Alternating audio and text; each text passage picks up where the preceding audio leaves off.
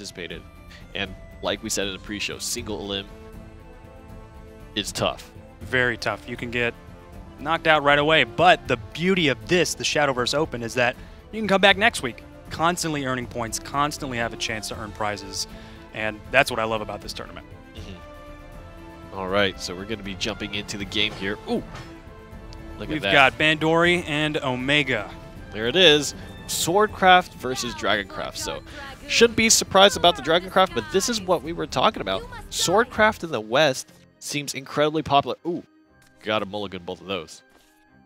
Definitely. Yeah, Swordcraft has a 58% win rate, I think, as you were saying. So very interesting to see how this, I'm assuming, a mid-range sword deck can stack up against this Dragoncraft deck. That's going to be ramping up, trying to get those high-cost followers out as quick as possible. Take a look at the opening hand for the Dragoncraft player. He's only got Ayla. He's probably going to want to draw. He's got Sybil, but doesn't have those two-play point, that two-play point. I mean, you really want to make sure that you're ramping up as quickly as you can. He has a lot of late game options. He's got Forte, Lucifer, Grimner. He does have two options to ramp with Aelia and Sybil, so I'd consider that a pretty good place to be. Yep. Okay. Opts to take down Ayla, giving the Dragoncraft player 5 play points to play with on this turn. So he's kind of accelerated ahead. Meanwhile, we see that, oh, we were just talking about this, man. Gawain. I said that maybe we'd never see Gawain today. That's what I said. And the first game in round of 16, Gawain the Rock Johnson comes out in the hand. The Rock, what? What's happening? Gawain the Rock, there he is.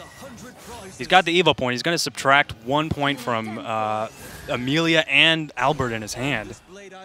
Those cards are going to be cheaper to send out on the battlefield. We'll see. Very aggressive evolution spend here for Bandori, especially considering that Bandori went first, so you only have 2 points to play with. There's only 1 point left. That's going to be pretty valuable for him, I feel like, in the late game if he wants to go for any kind of Albert play. Meanwhile, though, Dragon is still kind of ramping up. He's just hit 7, so maybe Sahak can be a play next turn. But depending on how well this kind of next 2 turns goes for the Swordcraft player, I think we're going to be looking for an interesting game here. But I feel like Dragoncraft is looking pretty comfortable right now. Swordcraft hasn't put out a lot of damage to face. I don't know if Gawain can really stand up to Dragoncraft's late game pressure. What a cost-efficient whole sword swing right there, being able to take Sybil off the battlefield. Sahak followed by a Lucifer could be a great play here, or maybe evolving Lucifer, getting that 4 damage to face, and having a follower with 9 attack on the field. That would be a solid play right now. There's not too much on the field that I feel like Bandori can play right now, especially because he mulliganed the 2 Tsubakis, which I think normally is kind of a great choice, just because you would ideally want some better early game pressure. But looking at his deck, it doesn't seem like it's too early game oriented, right? You've got a lot of mid kind of 3, 4, 5 cost cards, and there wasn't really a lot of aggression. There was no Quick Blader, there was no Novice Trooper kind of thing. That's definitely what we're seeing more of. It's less of Quick Blader into wards and fencers trying to buff up your followers and get that early damage off. It's much more focused on high-cost commanders and buffing them up in the later turns of the game. But when you get in those later turns of the game, Dragoncraft, in this instance, I feel like would have the advantage. That's exactly what Dragoncraft wants. All right, so he played the Maid Leader and picked up another Aurelia, but I don't think there's going to be necessarily a ton of followers on the side of the board for Omega, but just big, huge followers. And I feel like this is getting real dangerous. You play Sahak, and you have a lot of really good options here. There's also just straight playing Fortes for Storm and an Evolution Orb. I really think you're going to want to consider some removal options right about now. Getting the ward from Gelt is obviously really nice, and he's got the perfect amount of damage to take out Lucifer, which is absolutely the thing you want to do in this case. Leaving himself with a ward is actually really important as well. Oh god, the Ouroboros Pool. Oh, one of my favorite new cards. this is going to be tough too because I mean, there's not really going to be a great banish option here. And every time you drop Ouroboros, you're already just getting 3 direct damage that you can use to remove stuff or do face damage. And gaining 3 health whenever it's destroyed. And it gets sent right back to your hand. What a powerful card. Unless Bandori is running Odin, which I doubt that would happen. Here comes the next Gawain, and we're hitting that 9 play point mark, and that means you can play the Enhanced Albert. No evolution orbs in hand, but there's still just 19 health left on the table for Omega. I don't know. Oh my god, and look at his hand, man. That is a stacked hand. 3 Fortes, 2 Bahamut's, Ouroboros, and Sahak Whale.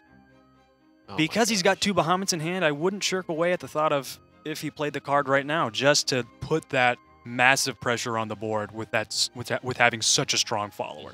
That kind of forces... I would assume the big thing here for Omega, too, is he has to wonder if there's... I mean, he wouldn't know, but there could perhaps be a Tsubaki in hand, right? And so the earlier you commit your Bahamut, you know, Tsubaki kind of is... That's true. That's true. The go-to answer in that scenario. And so maybe that's some of the hesitance we see here, but...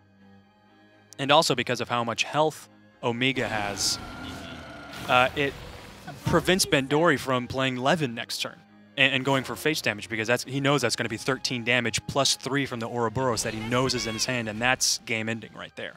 He's going to play the ward. Now, something interesting here is if you do manage to chew through 13 health points of Bahamut, or you just go face, there's no world where you can trade face with Bahamut in this situation, I feel like. And this you have Grimner for 10 that can do 4 to all units on all enemy units on the board, but he's just going to use it to get the ward, and I think that's a smart choice because having 2 wards, Omega would have had lethal if he evolved Ouroboros, destroyed, done 3 damage to face with the ability, attack the ward, and then gone face with Bahamut. That would have done it. But having 2 wards on the side of Bandori definitely negates that strategy. The other thing to notice too is that so far Omega hasn't run into any Wind Reader Zell. And that's going to allow him to put Storm onto any of these big drops that he might have playing Sahak and Zell at the same time. That's probably what he's saving the last evolution point for. Yeah. We'll see. We'll see what happens here. There's a Sahak. Bahamut comes in and doesn't wipe the board. He has a rush on it. Going to evolve Sahak to do double clear and swing for face on Bahamut, I believe. That's what I would assume. Getting clear of those wards and that 13 damage is just not something to be taken lightly. Oh, God. 3 health remaining. There's still 2 Aurelias and an Alwidas. More wards on the way, and Evolution Orb is done. Unless Bandori can heal himself, wards are not going to mean anything because he's got Ouroboros in hand. That's 3 damage directly to the leader. Yeah, that's very true. So, I think Bandori has been back to the corner here. And, man, Dragoncraft is pretty good. Dragoncraft is great. We've seen it a few times. Getting wards on the field is great. It's so unfortunate in my mind. I mean, you mulligan the 2 Tsubakis, which I feel like is the right move, right? I mean, maybe. I mean, I don't really know what the deck Bandori is playing is. And, you know, against Dragoncraft, you would have to imagine that eventually you're going to have to face big bodies. But still, you didn't draw into any of those options as well, and that kind of... That really hurts. You got Bahamut on the table already, and you Sahak get another Bahamut out. It was a real difficult position, the corner that Swordcraft was backed into right there. Yeah, maybe I almost wonder, playing a Gawain Swordcraft deck, we talked about this a little bit, but even though you're reducing the cost of Albert a little bit, because of his enhanced cost, you're, I think, not getting as much value as you would like. Gawain doesn't affect the enhanced cost. He's a pretty good Storm card on his own. Right. And I feel like, okay, so Bandori is going to run with Swordcraft as well. He's a pretty good Storm card on his own, but you really, I think, gain the most value out of getting that double strike off of him. And so even when you're playing Gawain and swinging and reducing his cost, it just doesn't quite feel as clean. Omega takes the series 1-0 and switches over to his Shadowcraft deck. Bandori sticking with the Swordcraft deck. Knowing that Omega would be switching over to his secondary deck, I think it was the right choice sticking with mid-range I think Sword can do some devilish damage to Shadowcraft in this scenario. All right, well, here we have it. The good old Shadowcraft got double Shadow Reapers just sitting and waiting. And we talked about this a little bit, but Prince Catacomb is a card that you have to talk about, I think, right now. Prince Catacomb, Shadow Reaper, Cerberus, all of that good stuff. Oh my gosh, 2 Lyrials on the table now for Bandori, but Evolution Orb's not available. I don't think he really is looking to evolve those things, but I think he's in an interesting spot. Alweda's is really going to help mitigate the damage and keep putting face onto Omega. And the fact that board control is pretty handily in Bandori's favor right now, I think is a good sign. We see Lyrial a lot. I've tried using it, and I've seen it used, and it's obviously a very powerful card, but to get the full effect out of it... Wind God? Yep. That is your pin, no way. That's my pin. Wind God in an aggro Shadow deck, what a great combination. Being able to give the +1 attack as soon as Wind God is as soon as Wind God is summoned to the skeletons that you're undoubtedly going to have. All right. Gonna ping 1 to face. Makes a lot of sense. There we go. Spends the Evolution Orb to try to grab board control back. We're at about 5 play points now. And I think there's just not really a comfortable... Grimdor is going to come out for the ward option here and going to trade the Evolution Orb to kind of secure it back. But now we're playing the back and forth game, right? Where you evolve, I evolve, we all evolve. And at a certain point, you're going to run dry on orbs because you go first.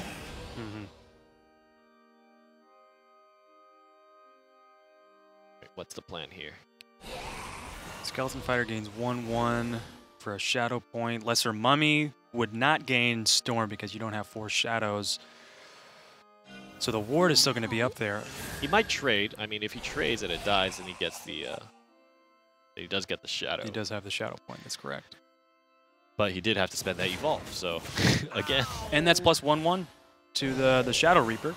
Shadow Reaper is eating his veggies, getting nice and strong, you know.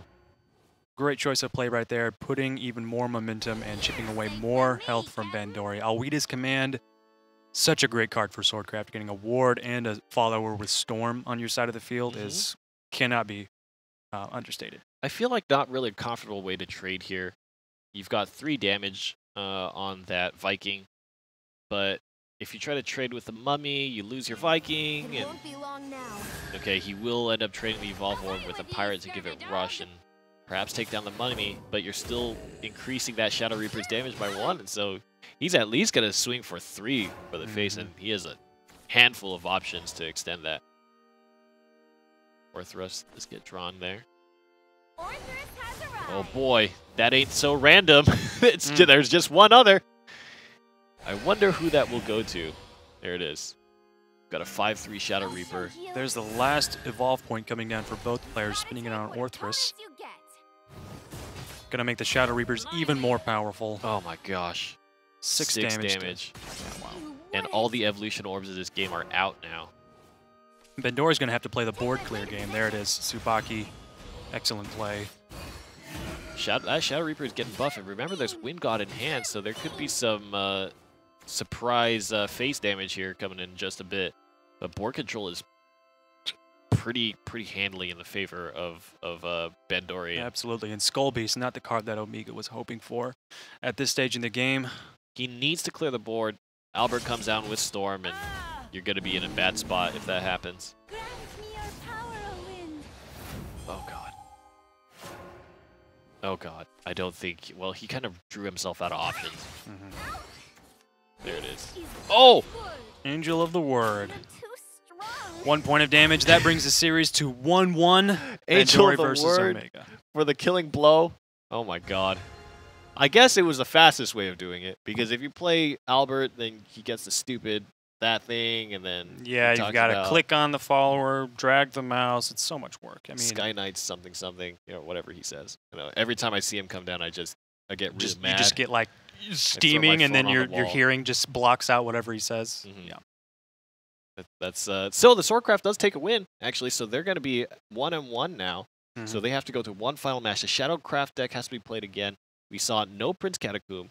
we saw just the Shadow Reapers getting real buff, but got removed by Tsubaki right at the crucial moment there. And I feel like that efficiency in board clear was just enough for Bandori to kind of, despite the fact that he was going first in the evolution trade, come out on top with board control. All right, this is going to be aggro Shadow into neutral ramp Dragon, I'm assuming. I'm going to have to give the my vote over to Shadowcraft. I think it's going to be too much for the neutral ramp to handle. As he's ramping up, trying to gain those play orbs, he's not clearing the board. An interesting statistic for Shadowcraft for both the Japanese region as well as the Western region. A lot of players right now are playing Shadowcraft. An incredible amount, in fact. A lot. A lot of players are playing it. It's over 50%. Yeah, but it's not necessarily that Shadowcraft is doing super successful. I mean, it had an under 50% win rate in the West, and in Japan as well, it wasn't seeing astounding success as you would find from Forestcraft as well as Dragoncraft. Which is interesting to me because people are really, really pioneering and saying, you know, they're really kind of supporting the Shadowcraft aggro deck. And perhaps it's just by its frequency of play that the Shadowcraft decks are losing to themselves, but I guess that would make the statistic kind of interesting. It could be that as time goes on, players will slowly figure out what Shadowcraft is all about with this aggro deck, figure out how to beat it, how to counter it. And maybe we'll see a shift over to Blood. Maybe that will take that'll take its spot.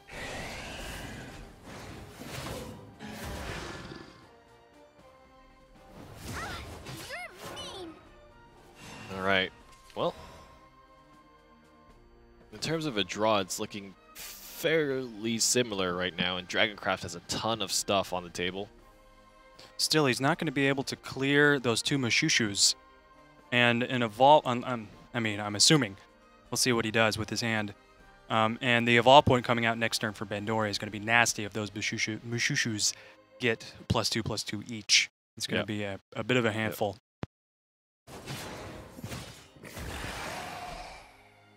All right, 2 skeletons. Gonna go ahead and evolve one of them. Gonna give it the rush. Oh my god. Oh my god, of course. That's right, gains +2/+2 each time, anytime a follower is evolved. Either one. Either an ally or an enemy follower. Lesser Mummy coming down here. Gonna be able to clear out those two Storm. dragons. That was a great play on the side of Omega. Definitely wanted to remove those two dragons. Did not want them to ramp up even more and more because there's no cap on that. They'll keep gaining points. A very scary situation, but look at the amount of aggression this Dragoncraft deck is putting out right now. Just so many low-cost followers. And got the face swing as well. And next turn, Forte is in hand. This is not at all the deck I was expecting to see from a Dragoncraft player, at least this early into the Tempest of the Gods release. We've seen the neutral ramp being so popular. But it's refreshing to see a new kind of deck that we haven't seen before, an aggro dragon deck.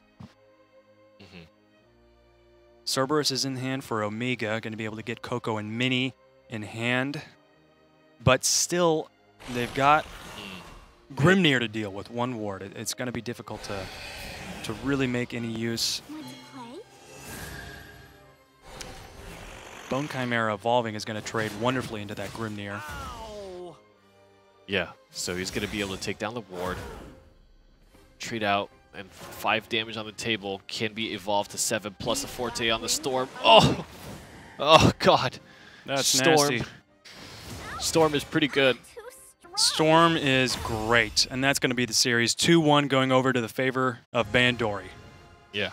You know, Storm is probably the hero of the series, I feel like. At both times, I think it just came down to lots of face pressure on Bandori's side, both on his Swordcraft deck.